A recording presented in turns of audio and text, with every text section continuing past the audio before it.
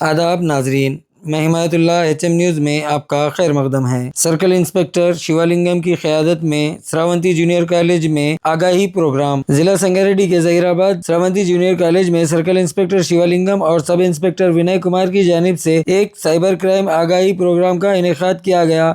इस प्रोग्राम के दौरान सर्कल इंस्पेक्टर शिवालिंगम ने तलबा को साइबर सेफ्टी, साइबर क्राइम और बच्चों से मुताल्लिक़ जराइम के बारे में आगाही फराहम की। इन्होंने तलबा को इन मौज़ूआत पर तफसीली मालूमात दी और एहतियाती तदाबीर इख्तियार करने की अहमियत पर जोर दिया। అర్థమైందా? ఒకసారి నేను సంగారెడ్డి ఇట్లా పోతుంటే ఇస్మాయిల్ ఖాన్పేట దగ్గర అది పాలిటెక్నిక్ కాలేజ్ ఉంటుంది. బేతోలి విలేజ్ అతను ఒక ఆయన బైక్ మీద ఫాస్ట్గా వస్తున్నాడు. ఆయనకి ఏం చేయాలని అర్థం కాలేదు. 45 years అట్లా ఉంటాయి. ఆపు ఆపు అంటే క్లియర్ కదా.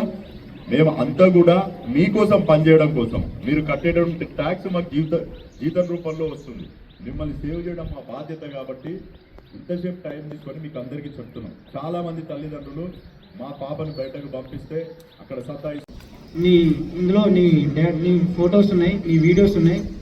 నీ ఫొటోస్ని వీడియోస్ని న్యూడ్గా ప్రిపేర్ చేసి మీ కామన్ ఫ్రెండ్స్కి కానీ మీ రిలేటివ్స్కి కానీ షేర్ చేస్తానని బ్లాక్మెయిల్ చేస్తాడు. ఒకవేళ నువ్వు డబ్బులు కడితేనే ఓకే. ఫర్ ఎగ్జాంపుల్ ఫస్ట్ ఈ డిమాండ్ 10,000, నువ్వు 10,000 కట్టినాక 20,000, అట్లా 50,000, అట్లా చాలా మంది బలైపోయిండు. లోన్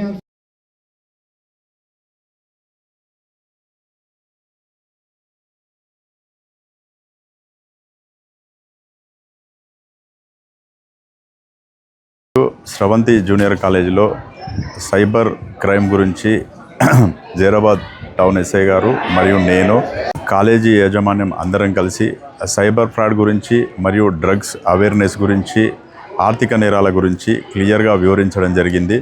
రాబోయే రోజుల్లో ఈ జనరేషనే కాబట్టి సైబర్ క్రైమ్ గురించి ఫేస్ చేయాల్సింది కాబట్టి అవగాహన ఉంటే నేరాలు జరగకుండా ఉంటాయనే ఉద్దేశంతో ఈరోజు వారికి సైబర్ జాగరూక దివాస్లో భాగంగా 250 మంది స్టూడెంట్స్కి నేను జైరాబాద్ టౌన్ ఎస్ఐ గారు పూర్తి అవగాహన కార్యక్రమం నిర్వహించడం జరిగింది.